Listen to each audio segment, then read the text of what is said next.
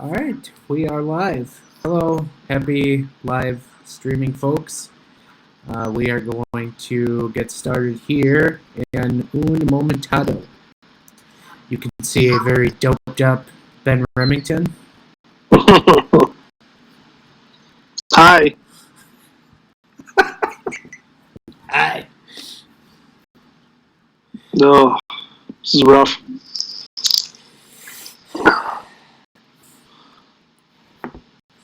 That quarantine life. Yeah, it's something, isn't it? Yeah, it is. I do appreciate that NBCSN was showing a bunch of Game 7 overtimes today. Those have been fun to watch for us without hockey.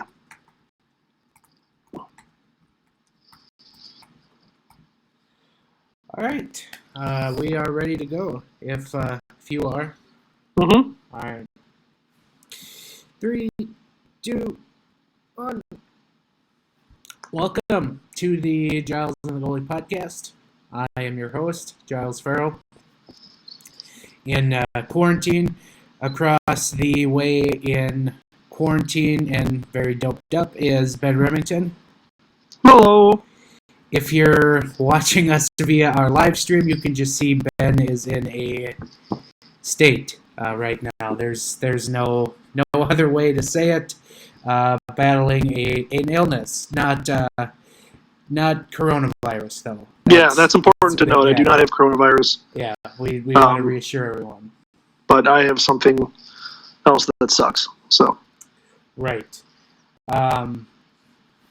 Yes. So get well soon. But you're gonna continue on living that quarantine life anyway. So probably a good time to be sick. So. Yeah, so we, I guess outside of the illness, how are you doing with the social distancing? It's not terrible. I went to the grocery store the other day, and that was kind of a madhouse, as you can attest. And but it was kind of nice to do something normal for once. Yeah. And otherwise, yeah, it's just been like hanging out and watching too much TV, and yeah, I'm not alone in that sentiment. So it's just a whole lot of laying around watching TV. Luckily, today I have not been able to watch TV because I haven't been able to get out of bed until a few hours ago when I slumped down to the basement. So yeah, I am trying to do other things besides watching TV so that I'm not constantly doing nothing. Because I've learned when I do that, it just makes me more want to eat. So I'm trying to do things, keep my mind occupied so I'm not constantly eating. But, I can only get so far. I've had 3 saltine crackers today. Oh. And about a third of a cup of yogurt. You know what goes good with those crackers? Huh? Soup. Nice bowl of chicken noodle soup. Roz did buy a bunch of chicken soup, and I was just like, I can't. I'm not ready for that yet. Of course not. I'm trying to envision a scenario where you would deem it acceptable for soup, but. Oh, when I'm sick, absolutely. It's just I'm so sick and was having such a hard time keeping anything down that even soup was not on the menu for me today. Right.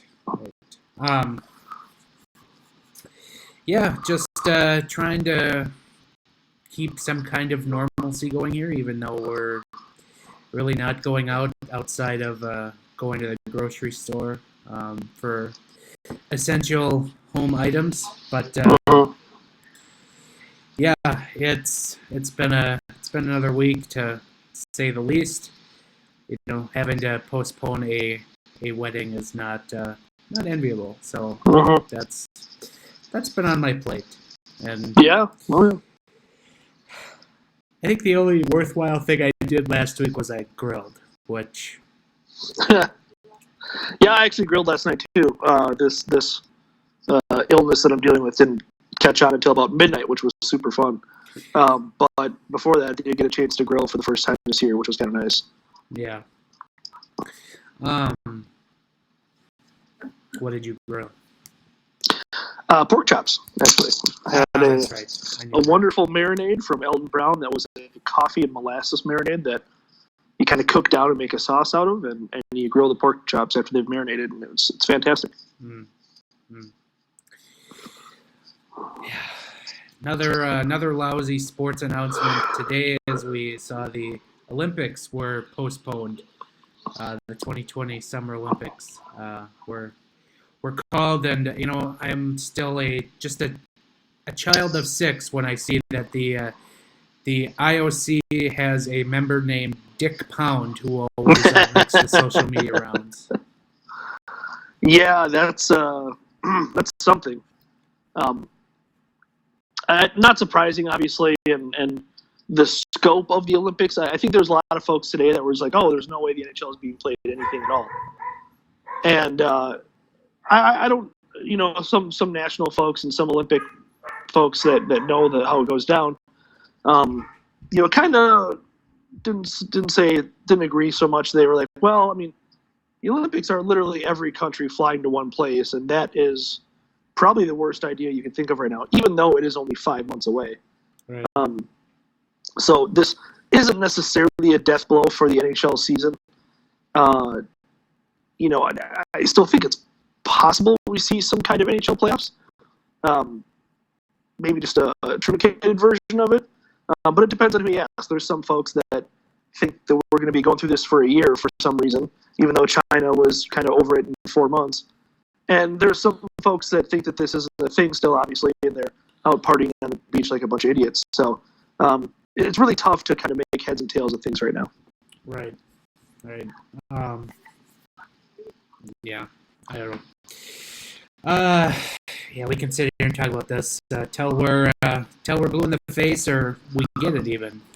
Who knows? But let's tally ho right along here. We actually have a game plan this week, believe it or not, because that would be appropriate for a podcast. This week we are going to rank all 18 goaltenders in the history of the Minnesota Wild that have played in a game. That's the keyword, played. Did you want to elaborate on that a little bit more? No, I just thought it was a good time to do some episodes like this. So, everyone kind of likes the countdown shows. Those are fun if you watch them on TV. I saw one the other day that was the goalies of the 2000s, which was just a lot of fun to watch that and take that trip down memory lane. So inadvertently, that probably gave me the idea for this. We're going to do goalie. We're going to do some other things Wild related, obviously, in the coming weeks as we wait around for hockey to resume. Right. Yeah. So the list is pretty simple. Like I said, it's going to be all 18 goaltenders that have played in at least a game in the history of the Minnesota Wild. So you're going to get some goalies you may never have known you played a game for the Minnesota Wild. But we're going to go 18 down to 1. I threw together a list this afternoon. You and I probably had the same thing for like the first 5 on this list because we have no idea, about these goalies. Right. Unless you're a really big John Curry fan from 2014 or whatever that was. Hey, Maplewood's finest, baby. Yeah. No, I think it's important to know there's only 11 goalies for the Wild who have appeared in 10 or more games. So the back half of this list obviously is chock full of the guys who didn't quite make that particular cut, I'm sure. Yeah. And if you are following on our live YouTube stream, you can feel free to chime in the chat at any point as we go along here. We're keeping tabs on that as well. But first goalie I had on the list at number 18 was Zach Bierk. He played in, I think it was like 2 games in 2001. He started 1, I think.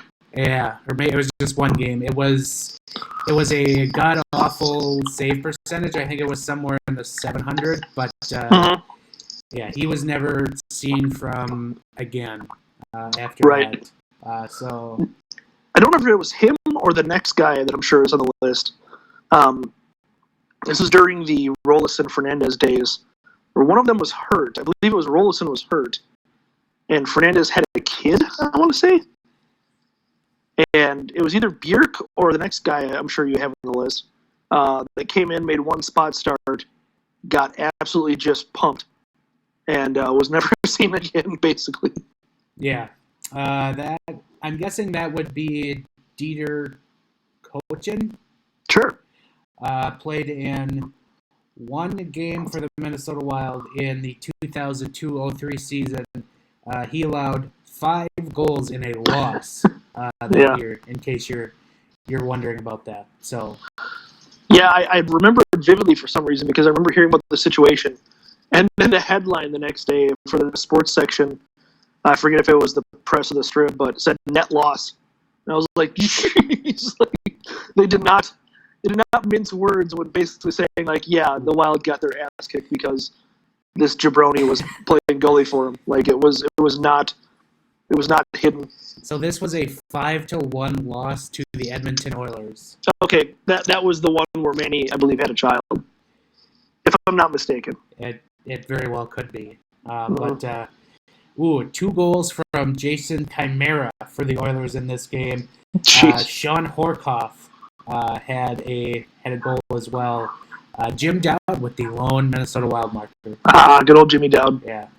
In case you were wondering how that game went. Next on the list, coming in at number 16, is Wade Dublowitz. You may remember him from such teams as the New York Islanders. Wasn't he Rick DiPietro's backup? He may have been for a time. The only thing I remember about him is that I collected hockey cards back in the late 90s, and I always ended up with his GD card. And I was always a big mask guy, as you well know. And he was one of those weirdos that wore the birdcage, like Chris Osgood. Okay. And so I think maybe he changed to a mask later in his career. But yeah, that's all I know about Wade Dublowitz. I think he had a decent career, kind of as a journeyman backup.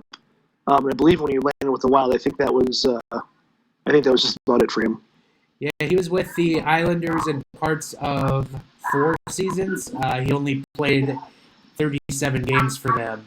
So he really never got to be a backup, I guess. But I thought he had a longer career. I was way off. He played all those hockey cards, just fooled me.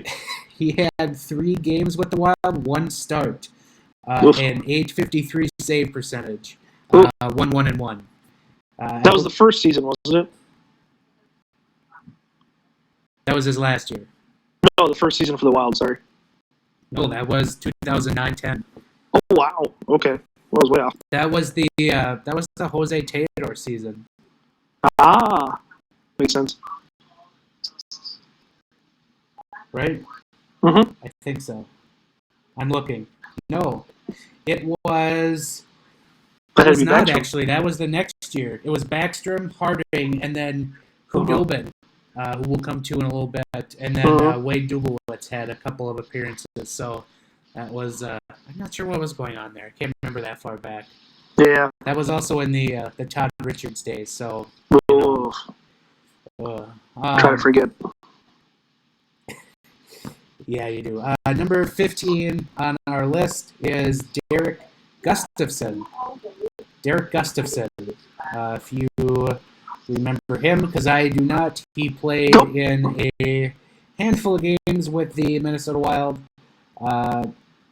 between 2000 and 2002. Literally just 5 games.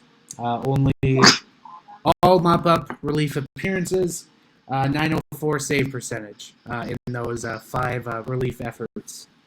So that was in the Jacques Lemaire days. Sure. Actually, the bulk of his starts came the first year when the Wild goaltending tandem was Jamie McLennan and Manny Fernandez. Yep. And we're not too far away from Jamie McLennan. Nope. Number 14 on the list, John Curry. He was kind of a journeyman AHLer who got called up in the 2014-15 season for a couple of appearances. He had just one start. Did fare very well. Had an 800 save percentage in the 2 appearances he made with the Minnesota Wild. Yeah. I believe he had an overtime loss where the game-winning goal went off of his back. Let's see. It was fired high and like about ricocheted off the plexi and landed on his back and slid in. Either that or it was a game-tying goal. It was something. It was a very late goal that was important. Yeah, and that's the Wild. The only thing I remember about John Curry. The Wild did lose in that start by John Curry. You are right, in overtime to the Jets. Yeah. Yep. Actually, that does sound about familiar. Andrew Ladd had the game-winning goal, so that sounds like something Andrew Ladd would do. Got him paid. And almost with the Wild. Yeah. So that's your John Curry reference for the day. Next on the list, I have Capo Kakkonen. We haven't seen a whole lot of him yet, as we've said many times on this podcast. He deserves more chances, but we haven't got there yet, so he's still kind of in this list. We haven't seen enough of him to fully make a judgment. So that's kind of the bulk of what 13 to 18, or no, that is what 13 through 18 on this list is they've played literally in 3 games or less, so you're just here. That's why he's at really the top of that space to judge those guys. Right.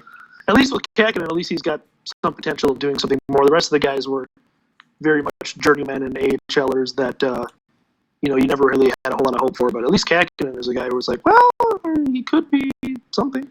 Right. Now we get into the list where we've seen these goalies enough to make a basis judgment on them. Right. So leading off, hey, nice premium zone coverage advertisement right there. Thank you. Tom will appreciate that.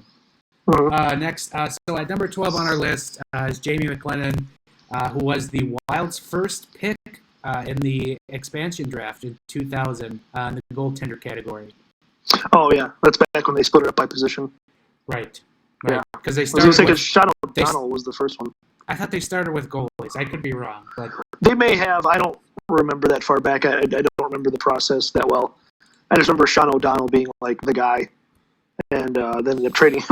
not very exciting expansion draft when Sean O'Donnell was the guy. Yeah, I mean, just like equally Mark Denis was the guy for the Columbus Blue Jackets. Right. Yeah, I like compared to what Vegas got to pick from. The quartet in the late 90s there really kind of got a raw deal. Yeah.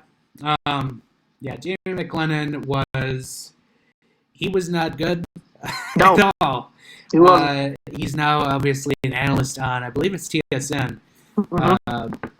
But yeah, his one season with the Wild was not great. Apparently had a run-in with Maxim Shushinsky, who then just went back to Russia at some point during the year. That's probably the most notable Jamie McLennan thing. Yeah, Fallness brings it up every once in a while. You kind of see someone's going on there. Yeah. Anyway, a .905 save percentage for Jamie McLennan in 38 games played for the Minnesota Wild. He just was not great, and you can kind of see it very clearly during that year that Manny Fernandez was the guy. And I don't remember McLennan having any starts during that run of games where the Wild had like a 7-game unbeaten streak. That was like their high mark that year, because they had a big the peak of that run was a overtime win against the Detroit Red Wings, who were a power at that point. God at the time, yeah. Yeah. So the only memory I have of Jamie McLennan is he was the goaltender in my first Wild game I ever attended against the Mighty Ducks. And they lost 1-0 in overtime. And then I watched him literally 10 rows up from his own net smash his stick after the Ducks scored. Nice. So there's your Jamie McLennan memory of the day.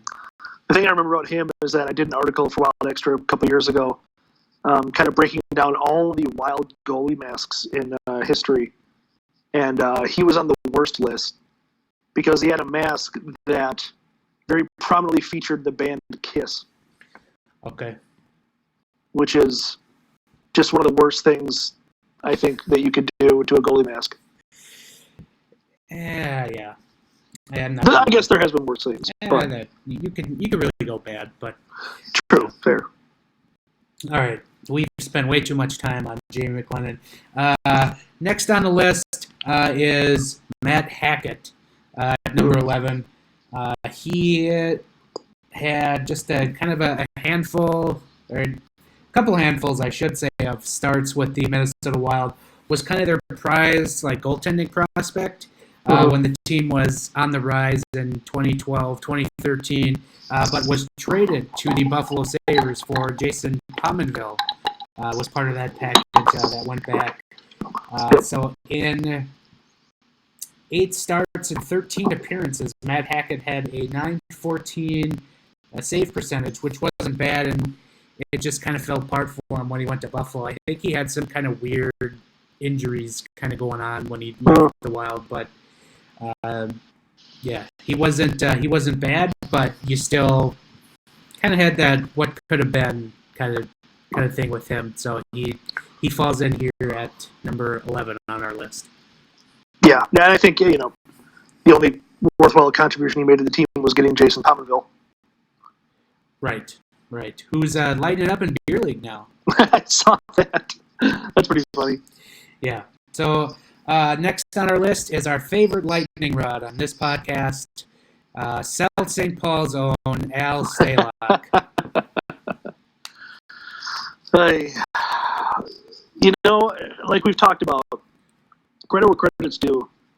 He's had a pretty solid run here before the pause, where you really didn't expect that coming out of Alex Stalock, but he's kind of cemented his spot on the team for next season because I think the thought might be, well, you don't know if he might be able to do it again, but at the same time, his track record is not good, so it just I don't know. I can't get too excited about the guy, unfortunately. No, and you never have. We never have. We've never had the same warm feelings that everyone else around these parts until the North have had for Al Stalock. But in the 4 seasons he has been in the Wild net, a .908 save percentage, 37 wins, and 30 losses and 11 overtime losses. So he's lost more than he's won overall, and falls in at the 10th best goaltender in Minnesota Wild history. Yeah, I think it's become a good little bit for us with our Bulldog faithful friends. We're crapping on Al as this kind of more of a bit now than anything. Not that we love the guy. I think he's the future of Wild goaltending, but I do enjoy the bit. Yeah, no, I am. Speaking of our Bulldog fans, I'm waiting for Pete to join the chat here so I can put him on timeout again. All right, next on the list. This is probably going to be controversial on my part, but I put Anton Khudobin at number 9 above Al Stalock. Sure. He had a very, very brief run with the Wild before he went on to better things. But in the rare appearances he did have, 6 appearances, he had a .955 save percentage. Because at the time, after the 2010-2011 season, the Wild were still fully committed to Josh Harding and Nicholas Backstrom, and then they were having goaltending prospects like Matt Hackett and Darcy Kemper starting to make their way into the system. So it did make sense at the time for them to keep Anton Khudobin, and he's turned into a very good goaltender after his departure. So he falls in here at number 9 on our list. Works for me. Actually, I think the Wild should sign him next year. Yeah, we'll see. Yeah, entirely possible. Show. Number 8, boy oh boy, we've got a fun one here. The Bear Man himself, Ilya Bryzgalov.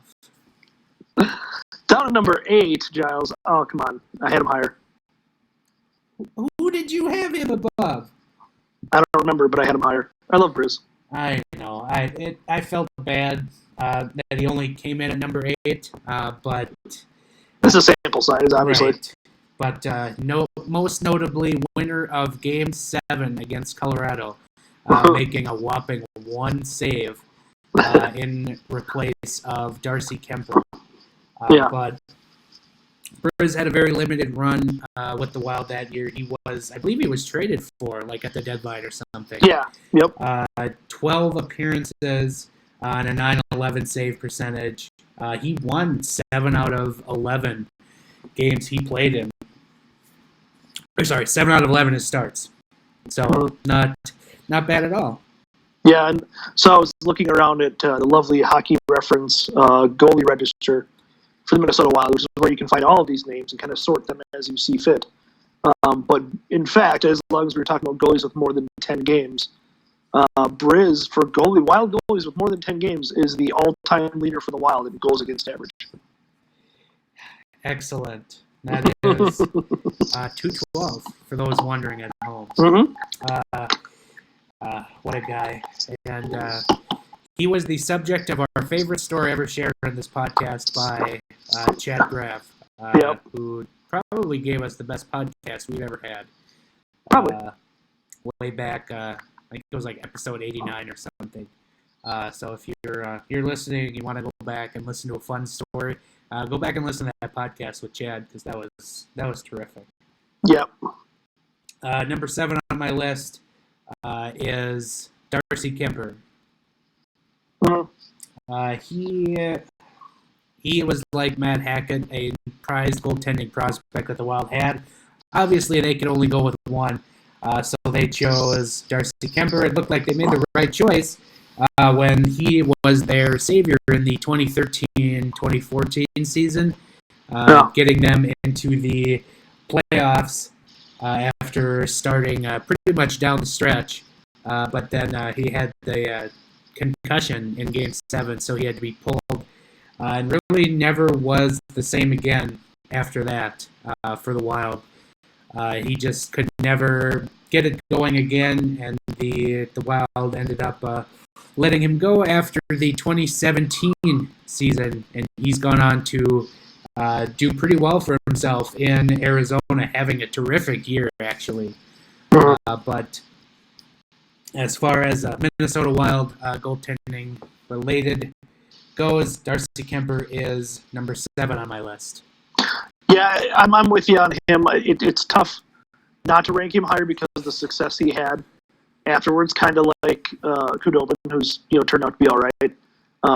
But yeah, when you consider his time with the Wild, really was nothing special. He was kind of a decent backup. His final year here was not good as a backup. I mean, he was kind of a pariah, and I was kind of the only person who left to defend him that last season. And then he leaves, goes to the Kings, kind of figures something out, has great years, traded to the Coyotes, and has been really good. They've been fortunate to have him and Antti Raanta both playing relatively well for them. Yeah, weird how another goaltender just leaves and just finds decent success. I wonder if that has anything to do with, maybe a goalie coach. Yeah, it could be. I don't know. It's too hard to tell. Yeah. So, all right. Next on the list at number 6, I have Jose Theodore, who had a 1-year run with the Minnesota Wild because of Josh Harding's knee injury, which kept him out that year. That was 2010-2011 season. Theodore went 29, 15, and 11 with the Wild that year and had a .916 save percentage, 271 goals against average. But he had a decent year, which came kind of at the very end of his career. He only played 2 more years after that. So the Wild were good to have him for that 1 year as Nicholas Backstrom's backup, but that was about it. He was good enough to fall at number 6 on our list. Yeah, it was a pretty solid season for him, and it was he was very much a prodigy for the Canadians coming up, and then spent some time in Florida. And yeah, he had a little bit of an interesting career, but relatively solid. I was surprised how solid of a season he had for the Wild, actually. Yeah, considering he still wasn't signed when Josh Harding blew out his knee. Right. Which I thought came kind of September-ish or early October. I can't remember exactly when, but yeah, I was kind of surprised he was still out there. Because whatever, the NHL is weird with goaltending, so it is what it is. Yeah. Yeah. All right. Now we move into the nitty-gritty, the top 5. Have any guesses for who's at number 5?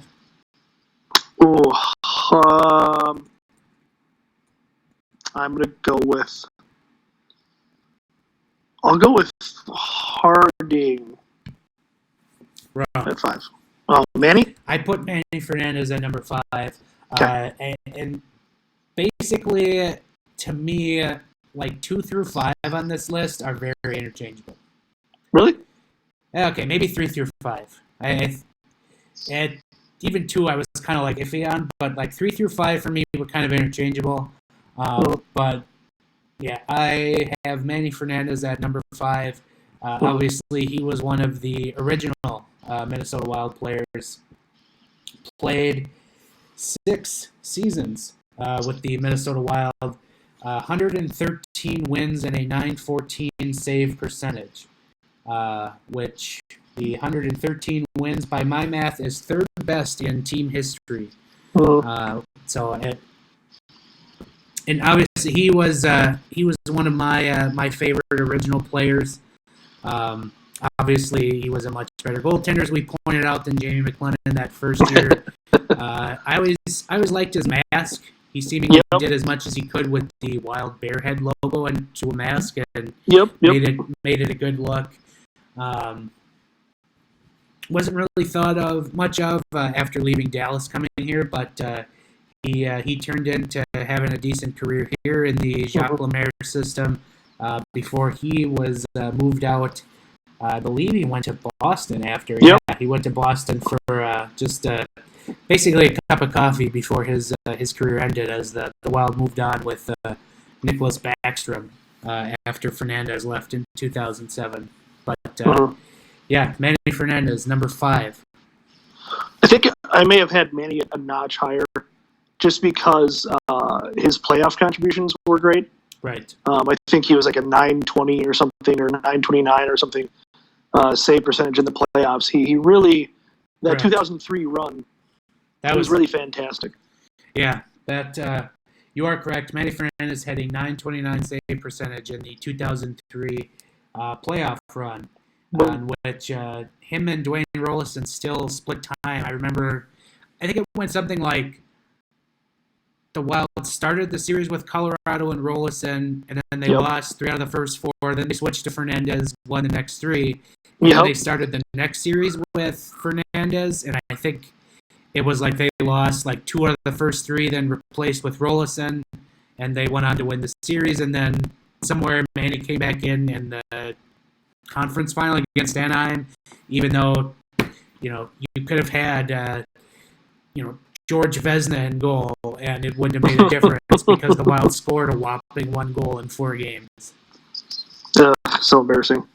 But yeah, Manny Fernandez, that's got to be the all-time team leader for save percentage in a playoff.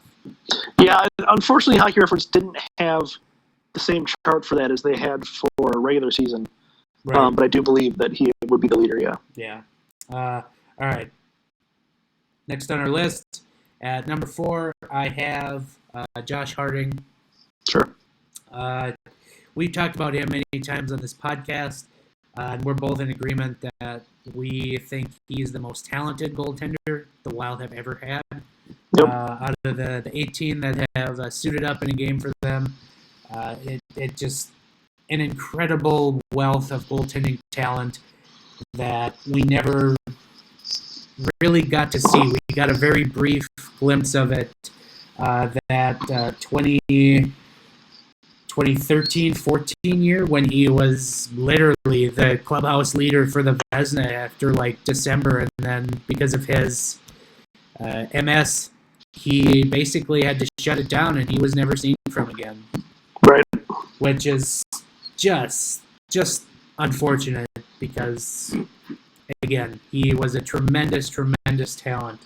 And to reference that last season that he played, 26 starts, 18, 7, and 3, he had a 1.66 goals against average and a 933 save percentage with 3 shutouts. Yeah. The goals against and save percentage was leading the NHL. Yeah.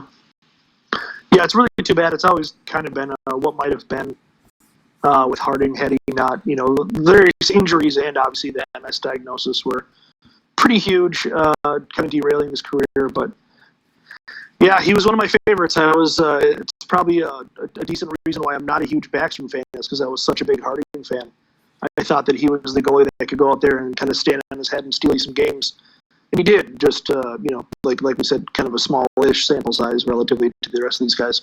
The 918 save percentage by Josh Harding is tied for second in team history behind our next goaltender on the list. Tied with Devin Dubnyk for those who have played a minimum of 10 games. That's the key. So, right. Yeah, just kind of as you said, a regrettable what could have been. And man, he had some great pads. Yeah, the gold set. Yes. I don't know if you've noticed this. My rod hockey table, the goalies, the Wild goalies' pads are Josh Harding's gold pads. The first time I visited your house and I took the tour, you pointed that out. It sounds about right. I can tell it's your pride and joy. It was. I thought they turned out really good. Yeah. No, somewhere in the depths of my Wild collection, I have a picture of those Josh Harding gold goalie pads. So I think they had them on like those autograph cards. I think I got one of those somewhere. I don't remember where, but he also had some decent masks too. He was one of the ones that had kind of the toque airbrushed on the mask as if he was wearing it, kind of thing. I thought that was a good look. He had some other good masks too that I recall from that mask article I wrote so many years ago. Right. All right. Number 3, checking in at number 3, Dwayne Rollison. This was a guy who came in the Wild's second season. It's so hard to believe this was 20 years ago already. Right. He came in their second season. He had played 4 seasons in the NHL when he joined the Minnesota Wild between Calgary and Buffalo. But he became one of the better goaltending tandems in the league with Manny Fernandez, starting that first year, 2001, 2002, and moving through his trade to the Edmonton Oilers in 2005-06.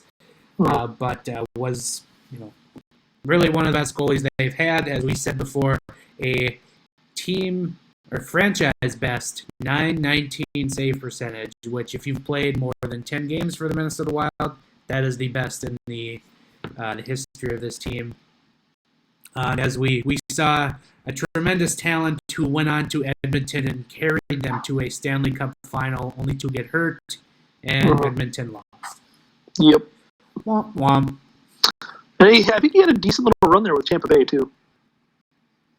Yeah, he did. Remember, he was a subject of conversation on our first ever Giles and Ben Record podcast. Because he was used as an emergency backup for the Anaheim Ducks. Yeah, he was the goalie coach there, I believe. Yep.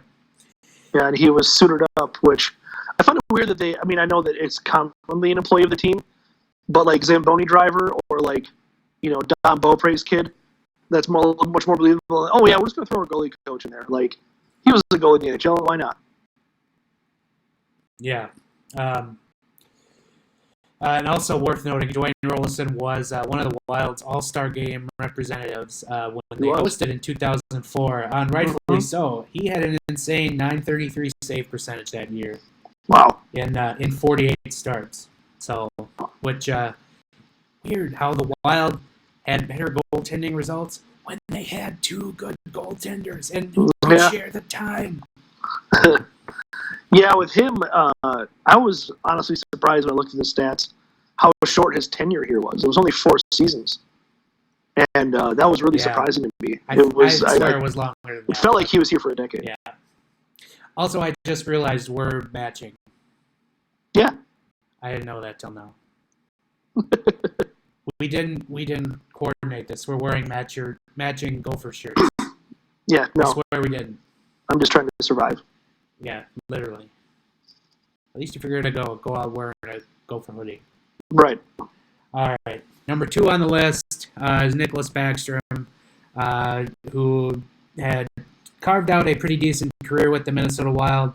Obviously, I feel like the younger crowd nowadays probably only remembers Backstrom as that guy was putting them in a goalie bind at the end of his career because they couldn't trade him essentially or buy him out even. But he came into the league 2006-07, was a very key cog in that team, which had then a franchise best. It was like 106 points or something like that on the season, and had a .929 save percentage that first year, sharing the goal with Manny Fernandez, and was their goaltender of all 5 games in the playoffs that year, if I remember right.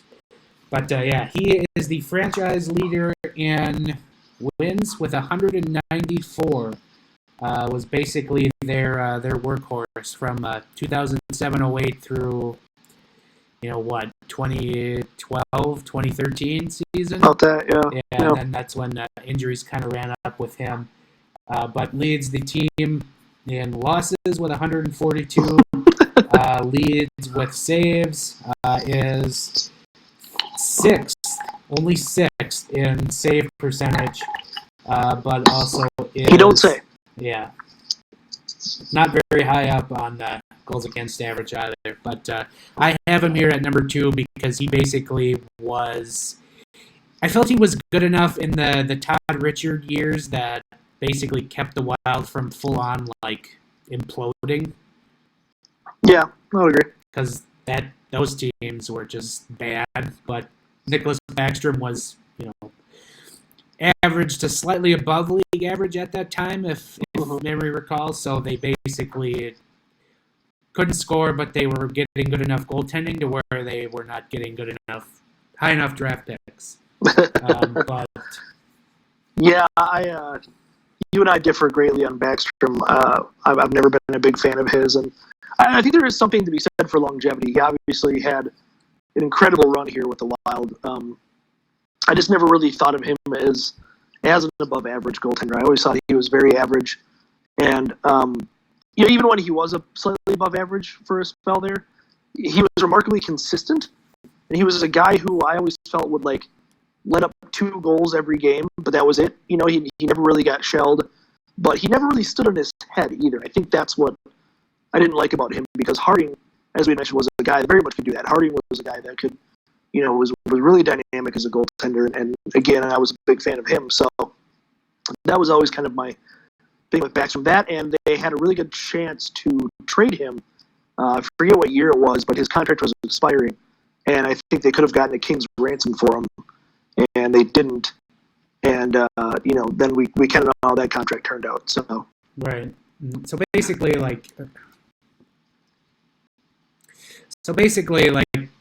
kind of summarizing what you're saying, Backstrom was just steady enough to where you kind of knew what you were going to get every night, 2 to 3 goals. Josh Harding was so good, so talented, basically he could, get you a 50 save shutout. Yeah, no, he definitely could. He was that guy. He maybe was a little more consistent, but like we said, very talented, obviously. For those watching via our live stream, everybody say hello to Teddy, my other cat. Mauer joined last week. Teddy this week and is kind enough to put his ass in my face. Nice. All right. And then at number 1, this, of course, leaves Devin Dubnyk, who, outside of this year and a little bit of last year, has, been above and beyond the best goaltender in team history. I don't know if you disagree with that or not, but just his body of work has just been so good, and I feel like we're kind of seeing his immense workload from his first 3-4 years here finally now catching up with him, to where the wear and tear of all of that just has done its damage. Yeah, I would agree, and it's worth noting, like we talked about save percentages in history, he's at .918 with the Wild, and that's after an atrocious year this year. I don't know exactly what it was before the season started, but had he ended his Wild tenure before the season, he would have been the all-time leader in save percentage for the Wild. Didn't quite have the longevity that Nicholas Backstrom had, but certainly was a better goalie for stretches. It's impossible to talk about Dubnyk and not talk about that run in 2015 where he basically was so good in half a season he became a Vezina candidate, which is pretty unreal. Going from backup to Vezina candidate just by getting a starting job halfway through the year. So it just much appreciation for him, and it just kind of makes the season all the sadder. Really, he's obviously dealt with health issues with his wife, and that can't not be a factor on the season that he's having. So it just kind of makes it sad that this is how his tenure with the Wild is ending. And I think he's a pretty solid candidate to be bought out this summer. I could be wrong. Who knows? We'll see. He's very close to Backstrom's win mark. So if he does make it back to the Wild next season, very possibly could take that mantle. Yeah, and as you said, outside of this year and last year, his stats would be a lot more shinier. But right. Yeah, that stretch of hockey after he was brought in from Arizona was some of the most ridiculous goaltending I have ever and probably will ever see. Yeah, it was incredible. I think he started like 40 out of 41 games or something like that year. Just to summarize, total for Devin Dubnyk with the Minnesota Wild: 157 wins, second best in franchise history. 918 save percentage. I'm sorry, 177 wins, second best in franchise history. I was reading off his Edmonton Oilers stats. Whoops. Oh. Yeah, so 177 wins, closing in on Nicholas Backstrom. Not sure if he's going to get there now, but we'll see. 918 save percentage, the 241 goals against average. I do believe he also has the record for shutouts. Nope. No, I think 23. Backstrom has 28. I thought he had. But played literally almost twice as long. So right. Dubnyk has done very well with shutouts.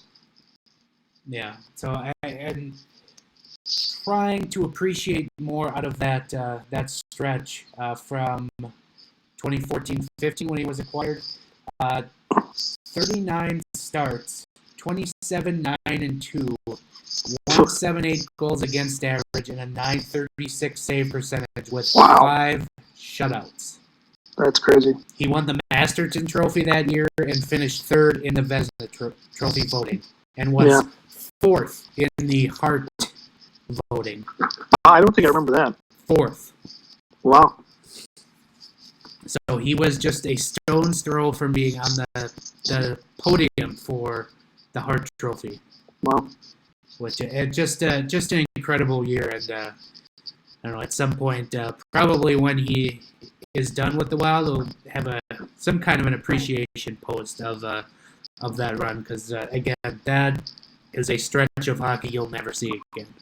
Oh, for sure. Yeah, he's been great for them, and yeah, it's really sad the way it's kind of unraveled, but it is what it is. Yeah. No, there you go. There's your list. 1 through 18, all the way down. You know, add us with your opinions of this list on Twitter or Facebook or YouTube or whatever. But yeah, that's our list. And any final thoughts before we call it a show? No. Just reemphasize what we talked about last week. Stay safe. It's obviously a weird, very, very weird time for everyone, and we're doing the show, and it's kind of nice because it gives us a sense of normalcy. Recording the show still every week, and hopefully you're enjoying it too, having a sense of normalcy where you get the show every week. But I want to look on the positive side. I know there's a lot of folks out there that are very negative about this, but we're gonna get through this, and just be smart and stay safe. Yeah, I'm not gonna lie, it was fun to forget about life for an hour doing this show. Yeah. I think that's kind of the driving point of why I keep coming back and doing this, especially right now, is I don't get that was a close up. I don't get many distractions from everything that's going on right now, because I'm essentially living in this bubble where it's just it's kind of like an echo chamber. It just, you can't escape it. It's everywhere. Yep. So having an hour to just kind of get away and essentially just talk hockey, and at some point we'll start arguing about food again. Having that little bit of normalcy helps a lot. So yeah, so that's why we keep coming back. So right. Yeah, that can do it for us this week. Check in again with us next week. What are we going to rank next week when we return to do some rankings? Yeah, next week we're going to shoot for, hopefully we can get this done, the top 10 Wild players of all time. Okay. So it should be a spirited debate. We're working on a guest for that. Should be a lot of fun. Yeah, well, it definitely should be fun. Follow. Oh, I just somehow took a photo. Follow Ben and I on Twitter at Ben Remington, at Giles Farrell. Our podcast has a Twitter at GatG Wild Podcast. Thank you to those who watched on our live stream on our YouTube channel. If you're listening on the podcast and wondering about our YouTube channel, go to Giles and the Goalie. I would love to have people interact with us while we try the live stream. Shout out to my mom, who was the first one to chime in our chat on the live stream. So that's that, I guess. You can subscribe to this podcast on iTunes, iHeartRadio, Spotify, Google Play, SoundCloud. Basically, anywhere you consume podcasts, we're going to be there. If you do listen on iTunes, please leave us a rating. It helps us immensely. Thank you to the kind soul who gave us 5 stars last week. Much appreciated, too. Yeah, thank you. I also write at zonecoverage.com. I'm trying to get out some content here. It's been tough this last week, but I'm trying to get back into the grind and work on some Minnesota Wild content to give a little bit more feel to the normalcy that's going on. So we'll hopefully have some here in the coming days for you. And you can also find every episode of this Otherwise Fine podcast at that website as well. So that will wrap it up for us this week, and we will talk to you again next week. Later.